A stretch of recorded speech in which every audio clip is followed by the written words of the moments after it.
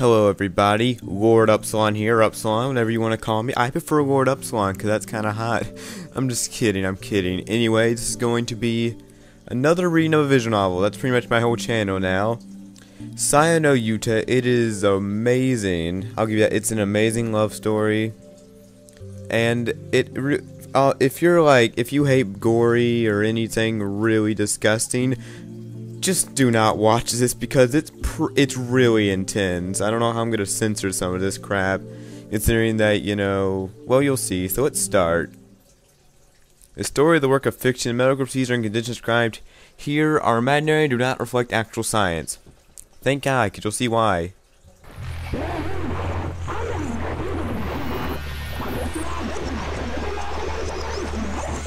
The wriggling mass of flesh burbles.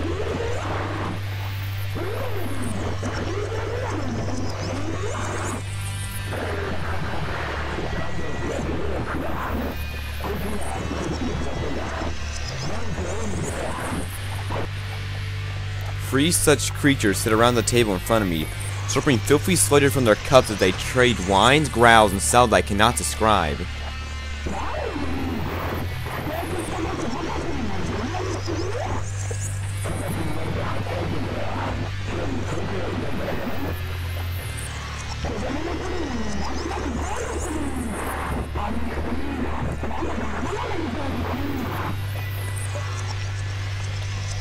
By listening carefully, I am the grasp that gets their conversation, respond when it is required of me.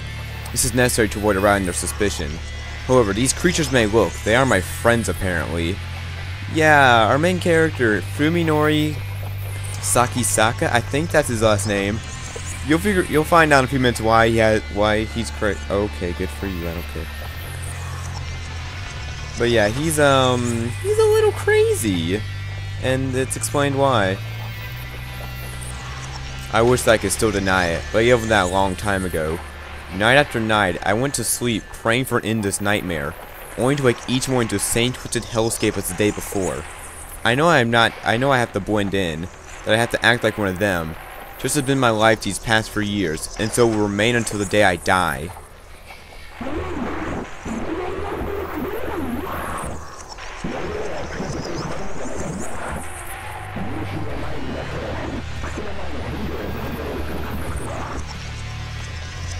Judging by its tone, this one must be Koji.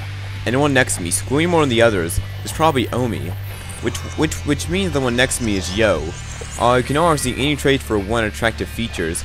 I try my best to ignore the rotten stench of excitement that issues from her quivering flesh.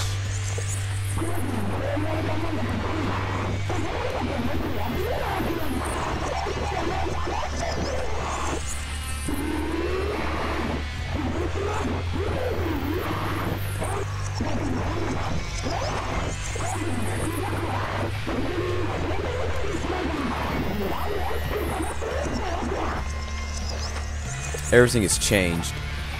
Or almost everything. By some cruel trick of fate, my relationship to the world alone remains the same. Its mundane artifact took the blueprints of my life and built it out of blood and gore.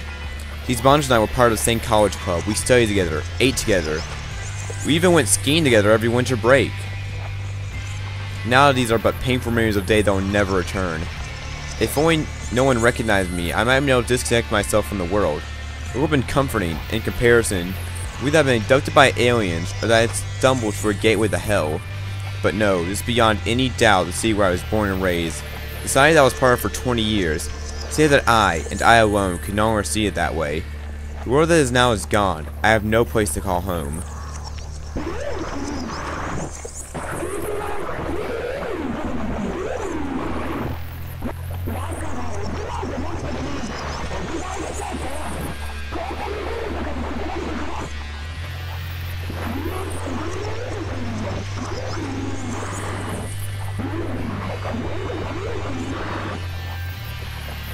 Anyway, I can tell that whether they're talking about is of no importance to me. I decided to keep quiet while preparing to listen, but just then, one of the flesh beasts said that slivered its bloodshot eyes towards me. I tried desperately to express my loathing and behave normally. My hoarse voice ruins the attempt.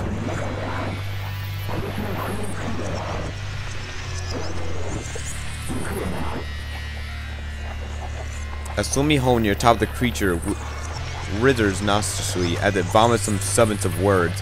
This will be Koji's face. What I have seen as such 3 months ago. Unable to stomach the sight of it, I avert my eyes and give a neutral answer.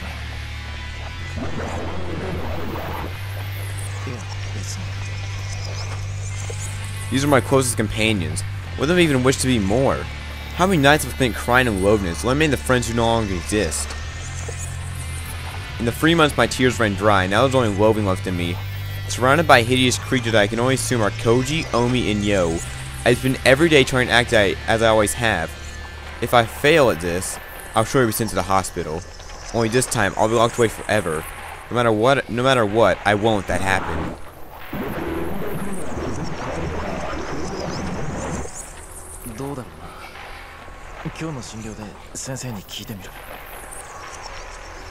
That's it. I can't look at them or bear their screeching any longer. I jump to my feet, desperate to escape. A spray of stringy slime from the saliva around his voice box flies at me. I try to cover myself, but too late to keep the slime from flying across my face like the yolk of a rotten egg. I'm about to lose it. I want to grab a chair, a desk, anything with reach, and use to smash the life out of this creature, aimed at all. I barely suppress the impulse.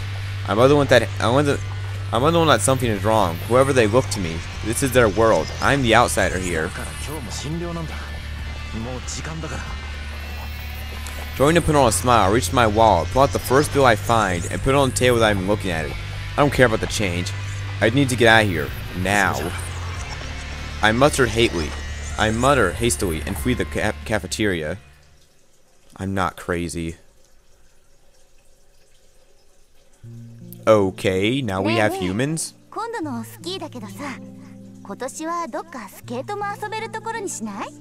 Wait, what just happened?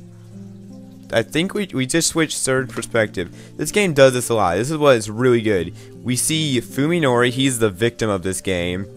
We switch from his perspective, which is Meet Gornal, to third person perspective and how everything else, not in Fuminori's vision, looks. And that's what I really like, how I love the art. It's the dude, okay, let me clear this up.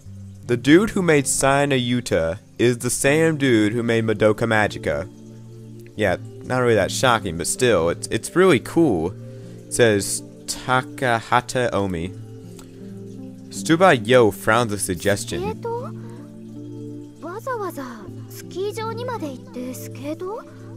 This is the same conversation that they were having before, but now we can know what they're saying because Fuminori's like, meat blobs.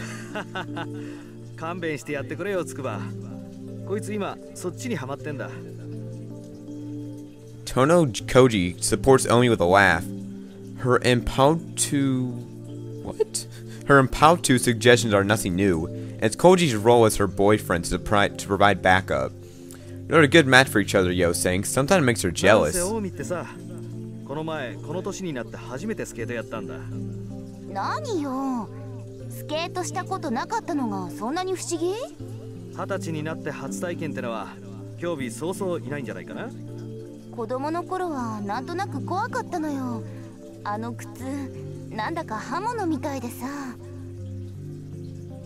Whoa, what are with those boobs?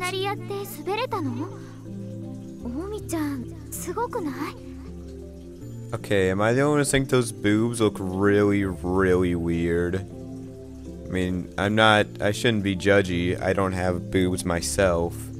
So I can't really say if boobs look weird, because I'm a guy. But I mean, if you're a girl watching this, I wonder why you're watching this. But yeah, do your boobs look... Okay, I'm kidding. Please, do not tell me. I'm not... Okay, I'm a pervert. I'm not creep... Okay. Well, I mean, you know, I just don't want to know if your boobs are like that.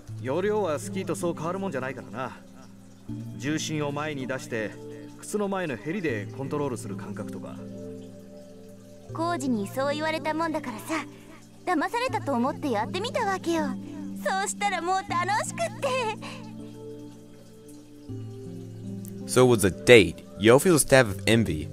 Koji and Omi enjoy their time together, as normal lovers do. That's really not something that they should arouse jealousy. It's that our luck in love has been bad.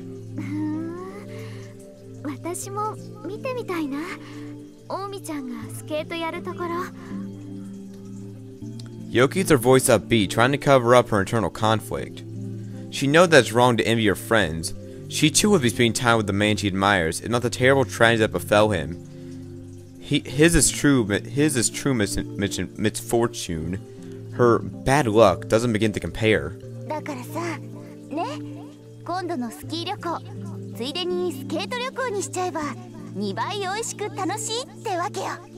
Okay, her boobs look kind of weird too. I need to stop judging these boobs.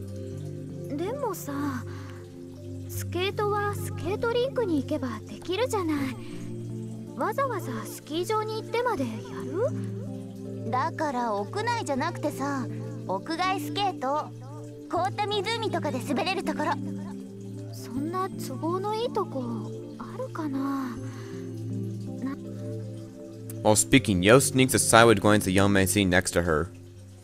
Although the conversation involved only 3 people so far, there are in fact 2 couples at the cafeteria table. Yo's boyfriend, there's still some doubt over whether he could be called that, is beside her, silent expressionless as a statue. So he's Canon from Yui Neck on my skin. Canon, I'm sorry for making fun of you, dude. Why you do this? Nah, Fuminori. Perhaps Koji sensed Yo's pain in his usual quiet and considerate way. Also, this is one of the only visual novels. It's supposed to be like, you know, visual novel like anime, but this is one of the only visual novels I've seen to actually make the characters look not anime-like, but very realistic. Like they actually look like actual people. Well, I mean like more realistic. You know what I mean? Like usually anime characters have big eyes and they don't look that real. But this one actually looks, and I gotta say, artwork is amazing in this game. I love it. Like seriously, this is one of my favorite visual novels. Thank you, the Glass Tapper, or as I call him, Isaiah. He's my friend, for showing me this 2 years ago, or it was, I don't know. It was a year ago. The cause of Yo's distress, Sakisaka Fuminori responded to Koji's sudden query with a vague, mumbled question of his own.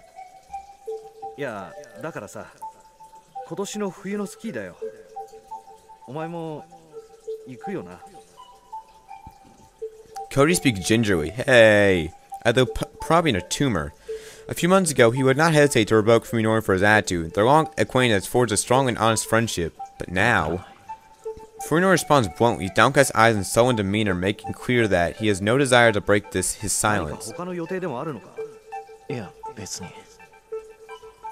Even Koji, Fuminori's best friend, cannot communicate with him as before. What hopes does Yo have of breaking through this shell? The scars left by the events of late summer day are still deep as their mind all these months later. Each one of the 4 bears them, not only Fuminori. I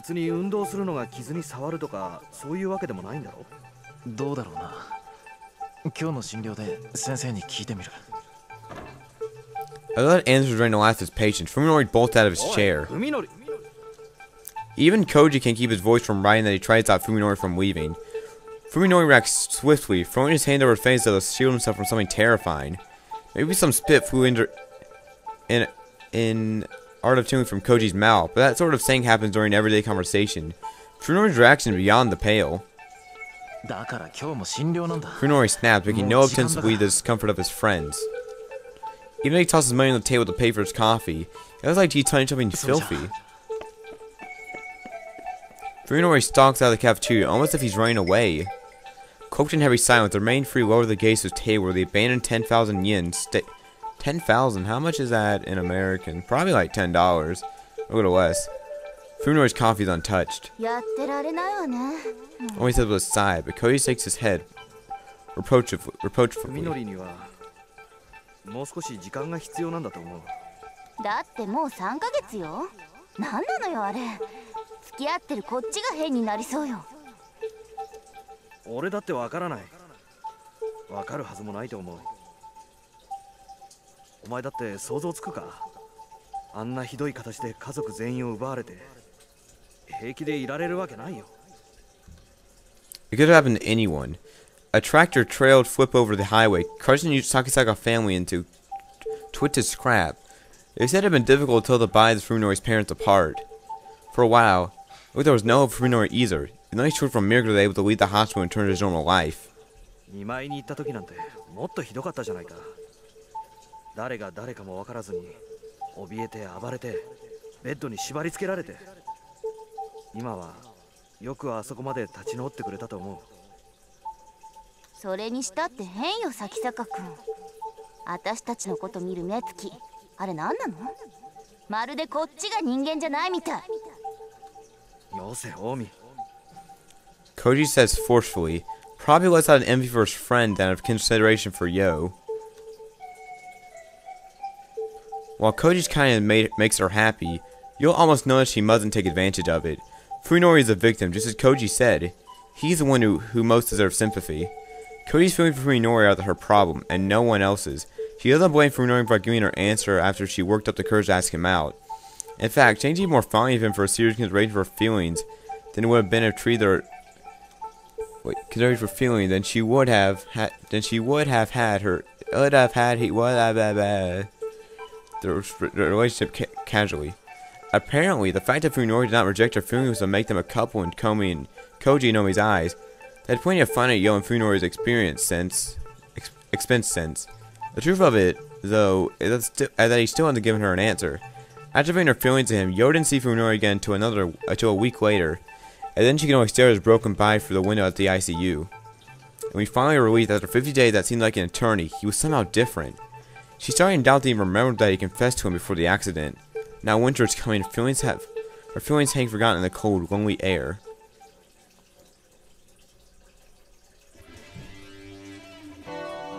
Okay guys, I think this was a good way to end the episode off. Thank you guys for watching. If you were creeped out, well, you know, there's far worse. You'll really see it. This is a pretty messed up visual, but it's amazing. If you stick through this whole thing, you deserve a good hug. I'll give you a virtual hug if you watched it. Go, I watched all of it. Where's my, okay, here's your hug, bro or girl, you know. Hugs for days.